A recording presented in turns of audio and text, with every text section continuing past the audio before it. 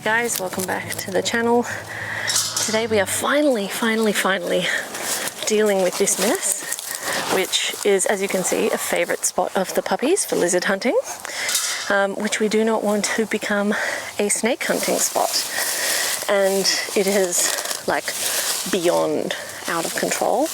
It desperately needed a whippersnipper and a cleanup months ago. This whole mess became wildly overgrown because we had about 12 weeks of rain every week, and then we've just had finally 2 sunny weeks, and that means that the ground has dried out enough that we're not in a mud pool anymore. It also meant that I have finally been able to mow the lawn for the first time in about 16 weeks, which is ridiculous, but thankfully it's winter and not summer. And I don't want to whippersnipper through all of my plants. Obviously I just want to whippersnipper the grass, so I'm just gonna pull all this back a little bit and make a little bit of a barrier. There's obviously still heaps of cleaning out in this bed that needs to be done. Sorry about the background noise, but this is the time we've got to do it, and it's threatening rain later, so it has to be today. So we're gonna get on with this job and pull everything back so we can whippersnipper it. Pull out the puppy fence that was to stop them from trampling on small seedlings. Pull out that giant dandelion weed. But we're gonna do a good job, aren't we, Raffy?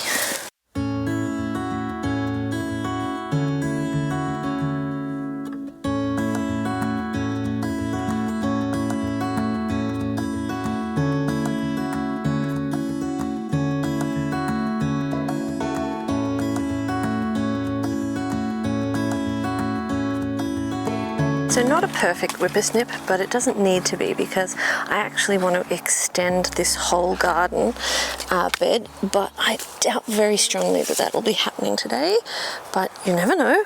Just try and do as much as we can with the remains of the day that we have. So first things I'm actually going to take out of these gardens, if I can get that stake to stick, are these tansy plants. Now I had planted them here very deliberately, hi Raffy, because you can see they're right at a puppy passageway down the side of the garden beds, which are right behind me. Tansy is supposed to be a tick deterrent, and this area on the south coast of New South Wales has rather a lot of ticks. Now last season I actually had the backyard sprayed for ticks when we first moved in, but that was before the garden beds were really set in, and I don't want that to affect the vegetables.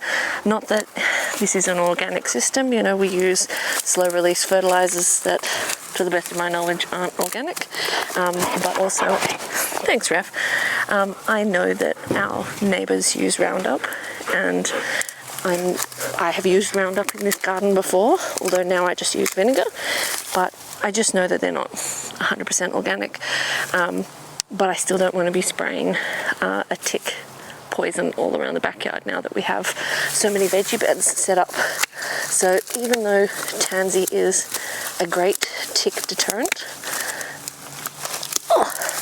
it's too much of a beast of a plant to be here on this corner. Once it gets going, it really flops over and gets in the way. So maybe I'll just leave it and give it a savage haircut. Okay, change of plans. Let's leave it here, give it a savage haircut, but if it turns into cousin it again, it's gone. Whoops! As you can see, we have loads of dripper hose just draped through here, and that's because the dripper hose was going down the side of the fence to the, in theory, excuse me, dahlia alley, but they all rotted because this ground holds so much moisture. We've had a lot of rain in the last 12 months, but they all rotted really early on. So we're going to have dahlia alley again, but it's going to be in a raised bed, so at least the birdies' raised garden beds drain a lot better than our actual soil. So what that actually means for this garden bed is that Sorry about the strange noise. I have a very persistent pup who wants to play ball. But what that means is that once I extend this garden bed, I'll actually be able to wrap the hose around properly.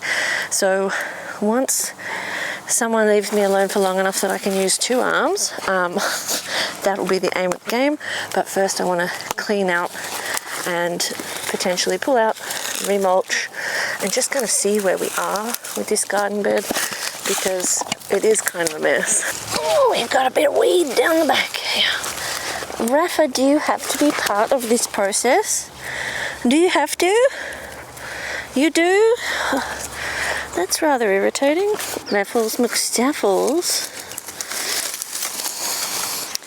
I've been really impressed with how the amaranth is done in this garden. I've never planted it before, but as you can see, like, we still have amaranth blooms, but they're a little bit rough looking, and I don't want them to drop seed everywhere, although they probably already have. Not that I actually mind. These have actually been a much more beautiful flower than I thought. I really enjoyed having them in the garden. So hopefully some will come back this year, and the rest we're going to clean out for now.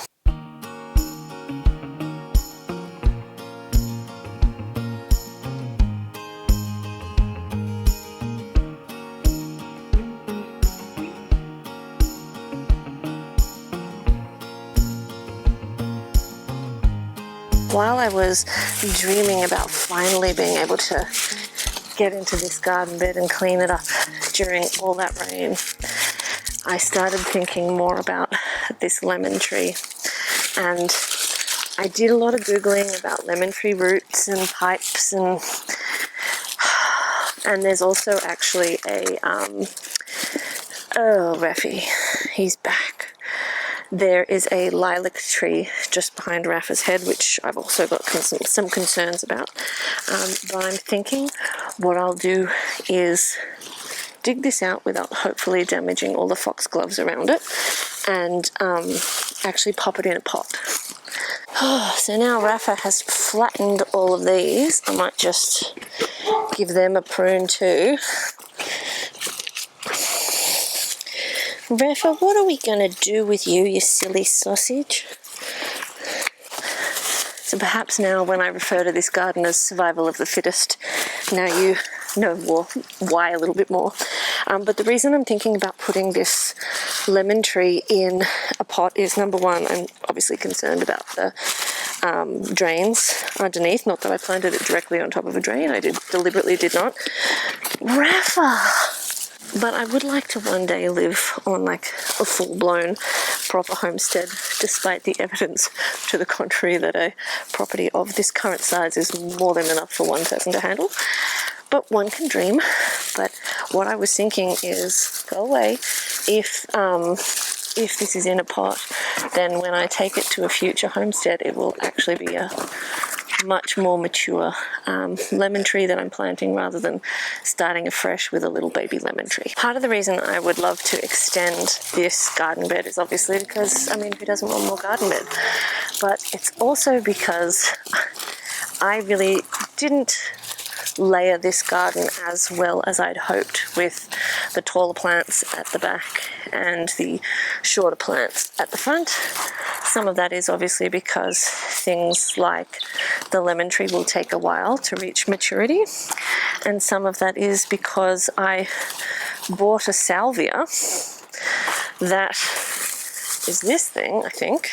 I'm not sure if this is all of it, because I definitely pulled some of it out, but it seems to want to root in everywhere. And last summer it grew to like about 3 feet taller than me, so it was like cousin it at the front of the garden bed. So I don't know, I don't remember if it was this one or not. Feels like so long ago last summer. I'm so ready for summer. It has been so grey and cold and miserable and muddy. I'm ready for this to be over. But I might just give it a prune back, although I'm fairly sure this was it, because look at how tall it was. And this was only supposed to grow to like a foot, a foot and a half, and it was crazy. So actually I might just take it out.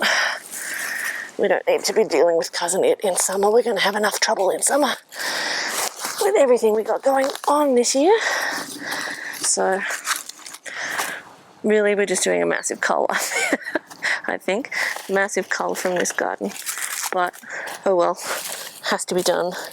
It's a mess and it's actually quite dry, so it really needs some mulch on top, and I would like it to be a lot clearer just so that I can have a little bit of peace of mind when it comes to snakes come summer, because this was pretty much exactly where we found that baby black snake almost a year ago exactly, that had hatched quite early, and thankfully the pups were not with me when that little guy popped up.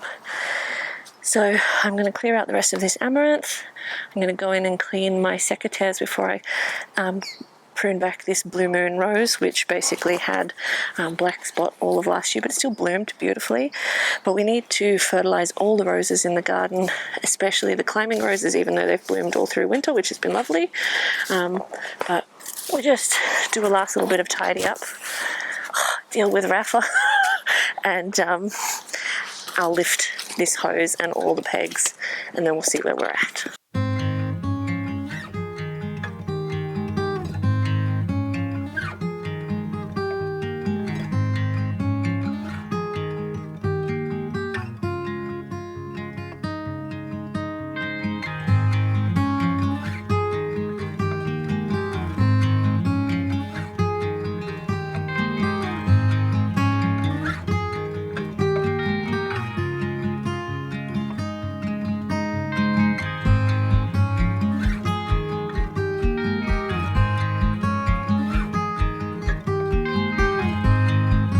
We've got 5 more weeks of winter left, and as you can see we're getting some pretty good sunlight in this area, which is pretty rare for this garden in winter. So I'm going to leave the lemon tree where it was and just fill this pot up with citrus mix, and I'm going to put some blood and bone and some fertilizer in, and a special citrus fertilizer. And hopefully it'll be very happy to continue growing here. And then hopefully one day, sorry about all the background noise, but hopefully one day we'll have a much larger lemon tree to plant somewhere else if we so choose to. I'm going to give it a good helping of blood and bone just to help it get over the trauma of what's happened here today. It's not going to be perfectly centered, but I don't think that actually matters if that is not its permanent location.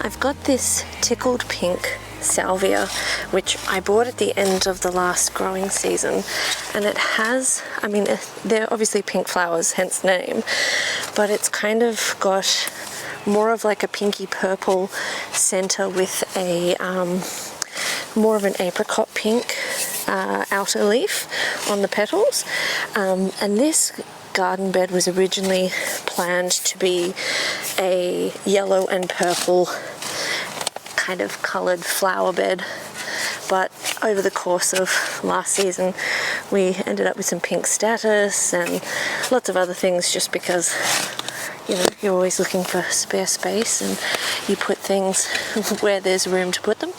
And curl grubs, gosh, and multiple curl grubs, gross. They actually eat the roots of the plants, so we really don't want them. I'm trying not to dislodge this stake that I've just put in, but what I'm going to do is pop this in here with a little bit of fresh potting soil, because some of this is fairly root bound and really it could just use a generalized top up around here. But this should grow to about 1 meter high, which is a nice backing plant, and then this area should be the midsection of the garden bed, and then we're going to remove some grass and make the front section of the garden bed for the lower plants. But this thankfully has survived quite well in this little nursery pot, being very, very neglected. But I thought color wise, with little accents of pink, this should fit quite nicely in this garden bed, and it smells sensational. So we're going to pop that in and keep going.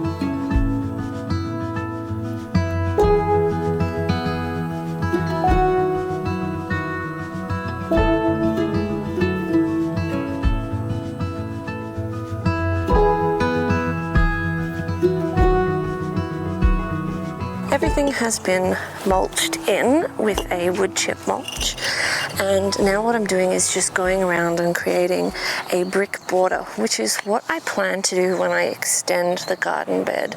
And obviously at the moment, because I'm just laying it on top of the grass, they're not sitting flat, but at least if we get some more heavy rains, and we're forecast for a week of some rain, not heavy, but at least if we get some heavy rain, it'll hold the mulch in place and stop it from getting tangled up in the grass, and it'll stop the grass from growing too quickly along the edges and being annoying. But I'm really happy with the way it's turned out. I'm not going to extend the garden edge today because we are rapidly running out of daylight hours, but also because even though the garbage bins got picked up yesterday, the garbage bin is already full because we have done a heap of work this week on the house and in the garden. And as I've said in numerous other videos, when you dig up the grass in this garden, in amongst the topsoil and the grass, there's so many shards of glass and other sharp objects that you just really, it's really hard to reuse the actual topsoil here. So I usually just chuck it in the bin, but the bin is full. So that means we are done with this project for this week, especially if it rains tomorrow. But hopefully you guys have really enjoyed seeing this garden bed makeover. I feel so much better having this done, and even if it's not finished, but just tidied and the grass mowed, the garden has been feeling like a whole in the last few weeks and months, and it's been actually pretty depressing. So it's nice to feel like in these last couple of days, with all the sunshine that we've had and everything drying out, that we can finally make some progress and things can finally look a little bit better and start feeling like I'm actually getting on top of things, because I was just starting to get to the point where I was feeling overwhelmed and thinking that in summer everything was just going to be a giant mess. But hopefully we can keep pushing. Maybe if it doesn't rain tomorrow I can do some more in the garden, but for now I'm really, really happy just to see this whole area change from how disgusting it looked before. So I really appreciate you guys hanging out with us and for watching our videos. Thank you so much to all of our new subscribers. I really appreciate it. Thanks for watching, and we'll see you in the next one.